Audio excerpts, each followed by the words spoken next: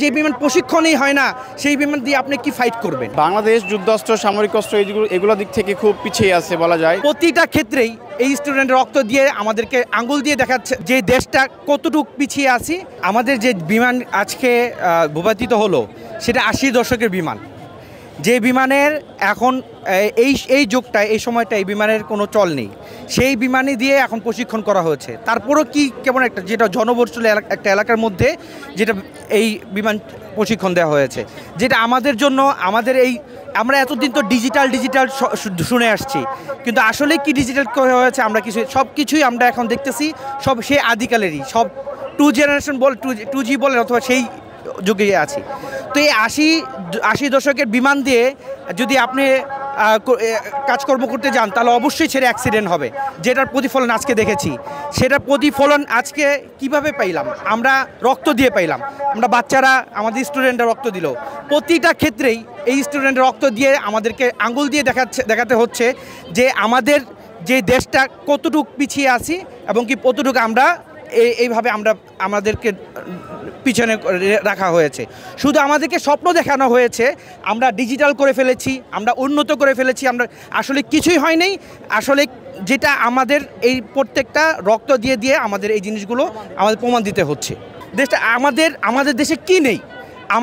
আমাদের পানির সোর্সের কথা বলি, আমাদের মিষ্টি পানি, তারপরে আমাদের গাছপালা, আমাদের উর্বর মাটি, আমাদের সব কিছু থাকা সত্ত্বেও আজকে আমরা পিছিয়ে আছি শুধু এই দুর্নীতি, এই অপরাজনীতি এবং কি এই আমাদের যে এত বছরের যে ভঙ্গুর অবস্থা সেই সংস্কৃতির জন্য।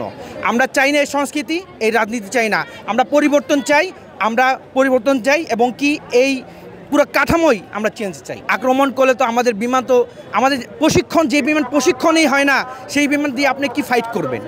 তো সেই ক্ষেত্রে আমরা এগুলোর সম্পূর্ণ পরিবর্তন চাচ্ছি, সম্পূর্ণ এগুলার আমরা রিপেয়ার যাচ্ছি। যেই আমরা দেখতে পেলাম যে হচ্ছে উত্তরা মাইলস্টোন কলেজে যে হচ্ছে বিমান দুর্ঘটনা হলো, ওইটা ছিল পুরনো ধাঁচের বিমান, যেটা 1970 সালের। তো ঢাকা শহরের মতো একটা ঘনবসতিপূর্ণ এরিয়ায় এরকম হচ্ছে প্রশিক্ষণ বিমান মানে আসা যাওয়া করে, ট্রেনিং হয়, এটা হচ্ছে আমাদের জন্য খুবই দুঃখজনক। কারণ এইটা হচ্ছে ঢাকা শহরের জন্য প্রশিক্ষণপ্রাপ্ত বিমান, মানে এটা জায়গা না, পারফেক্ট জায়গা না, তাই না? বাংলাদেশ যুদ্ধাস্ত্র সামরিক অস্ত্র এগুলো দিক থেকে খুব পিছিয়ে আছে বলা যায়।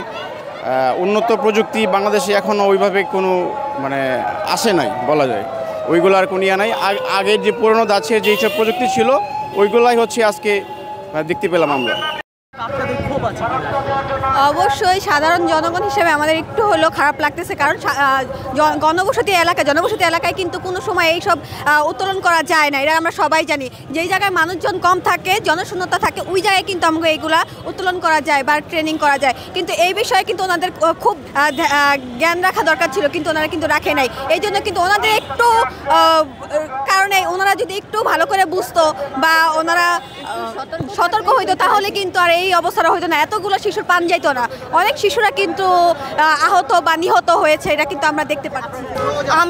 আমরা বাংলাদেশের মানুষ আমরা কখনোই চাই না যে এরকম আদি যুগের কোনো ইলেকট্রিক জিনিস আমাদের দেশে ব্যবহৃত হোক, কারণ আমরা দিনে দিনে ডিজিটাল হচ্ছি। এখন ডিজিটাল হইতে যেয়ে যদি আমাদের সেই আদি যুগের ইলেকট্রিক জিনিসগুলো যদি ব্যবহার করা হয় তাহলে আমাদের জীবনমান উন্নয়ন করা সম্ভব না।